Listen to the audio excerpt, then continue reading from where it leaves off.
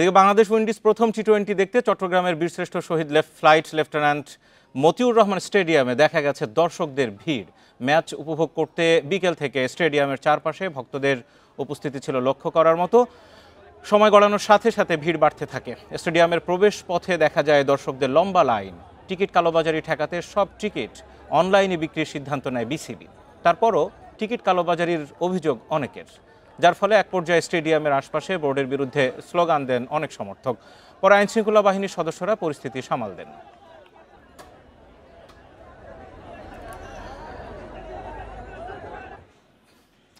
এবার ত্রয়োদশ সংসদ নির্বাচন ঘিরে আমাদের বিশেষ আয়োজন গণতন্ত্রের যাত্রা।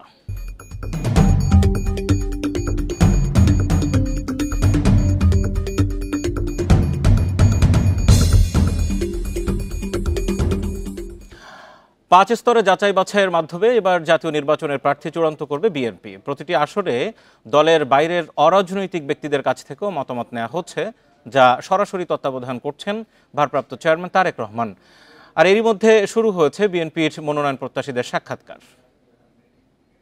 যদি আমরা পাল্টা একটা মিছিল নিয়ে দাঁড়াতে পারতাম, কিন্তু কেন পারি নাই? ফ্যাসিস্ট আওয়ামী লীগ লোক দেখানো নির্বাচনে রাষ্ট্রের দখল ধরে রাখায় 2 দশক ধরে ক্ষমতার বাইরে বিএনপি।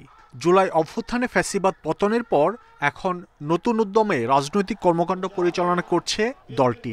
ত্রয়োদশ সংসদ নির্বাচন ঘিরে প্রার্থী বাছাই শুরু করেছে বিএনপি। বর্তমানে দেশের প্রার্থী বাছাইয়ের কাজে থাকা নেতারা বলছেন, বেশ কিছু আসনে আন্দোলন সংগ্রামে না থাকা মনোনয়ন প্রত্যাশীরা নানাভাবে চাপ সৃষ্টি করছেন। এর ফলে ত্যাগী ও যোগ্য প্রার্থীরা অনেকটাই কোণঠাসা।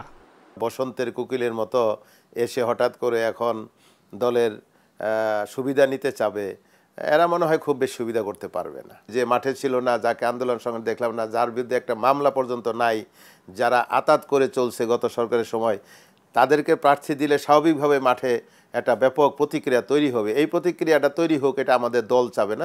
আগামী ফেব্রুয়ারিতে জাতীয় নির্বাচন এমন ঘোষণার পর প্রতি সপ্তাহেই দলের জ্যেষ্ঠ নেতাদের সাথে ধারাবাহিক বৈঠক করছেন বিএনপির ভারপ্রাপ্ত চেয়ারম্যান তারেক রহমান। যোগ্য প্রার্থী নির্বাচনের বিষয়টি প্রতি বৈঠকেই পাচ্ছে প্রাধান্য। ইতিমধ্যে আমাদের অ্যাক্টিং চেয়ারম্যান 5টা সার্ভে করেছেন, নিজের উদ্যোগে নিজস্ব লোকজনকে দিয়ে, অরাজনৈতিক ব্যক্তিদেরকে দিয়েই এই সার্ভেগুলো করেছেন।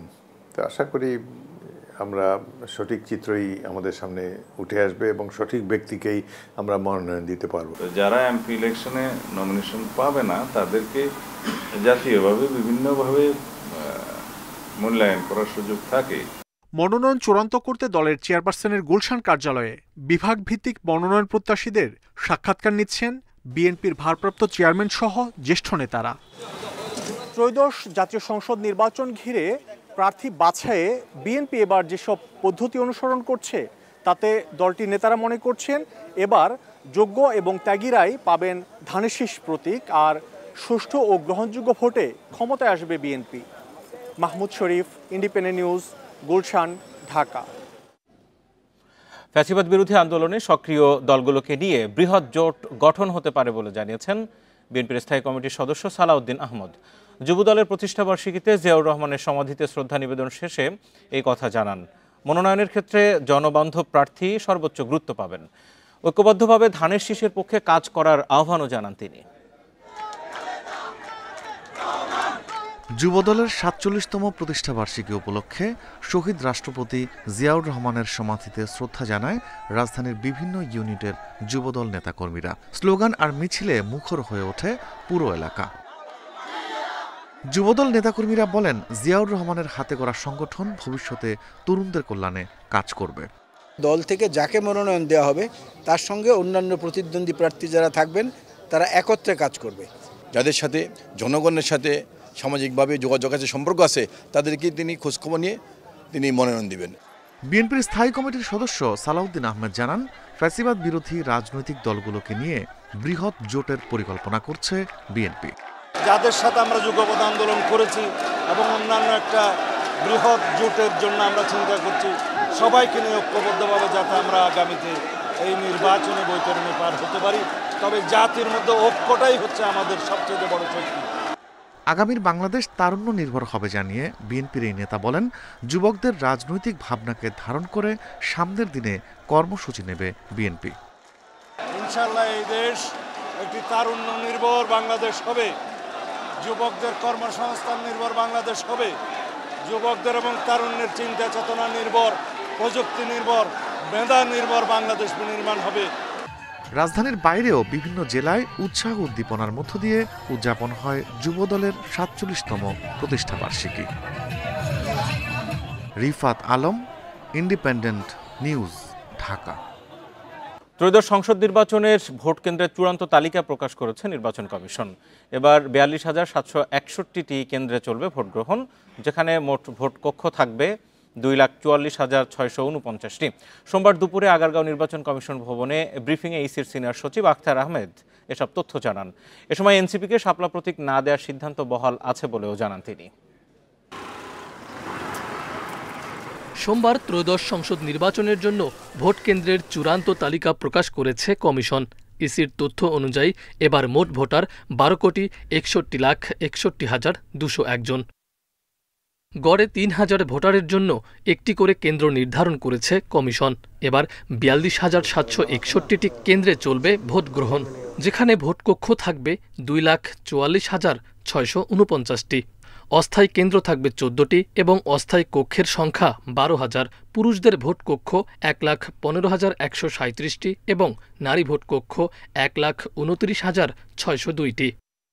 ভোটার সংখ্যা বাড়ায় গত নির্বাচনের তুলনায় এবার কেন্দ্রের সংখ্যা বেড়েছে ৪২,৭৬১। এটা হচ্ছে কেন্দ্রের সংখ্যা, আর কক্ষের সংখ্যা হচ্ছে পুরুষদের জন্য ১,১৫,১৩৭ আর মহিলাদের জন্য ১,২৯,৬০২। এখন পর্যন্ত ২২টি নতুন দলকে নিবন্ধনযোগ্য মনে করছে ইসি। এছাড়া আরও কয়েকটি দলকে অধিকতর তদন্তের মধ্যে রেখেছে কমিশন। ২২টা যে রাজনৈতিক দলের আমরা প্রাথমিকভাবে আমরা মনে করেছি যে বিবেচনাযোগ্য, তাদের বিষয়ে বাড়তি আরও কিছু তথ্যানুসন্ধানের জন্য আমরা মাঠ পর্যায়ে কিছু তথ্য কালেক্ট করেছি।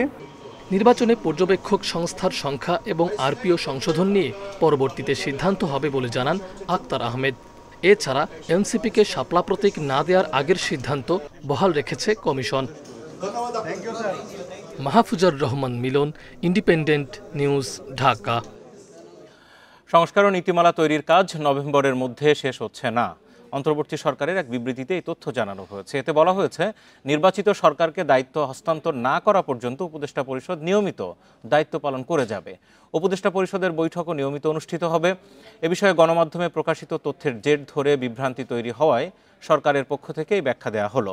এতে বলা হয়েছে, ঢাকা রিপোর্টার্স ইউনিটির মিট দ্য রিপোর্টার্স অনুষ্ঠানে তথ্য সম্প্রচার মন্ত্রণালয়ের উপদেষ্টা মাহফুজ আলম উপদেষ্টা পরিষদের কার্যক্রম নিয়ে কিছু মন্তব্য করেছেন।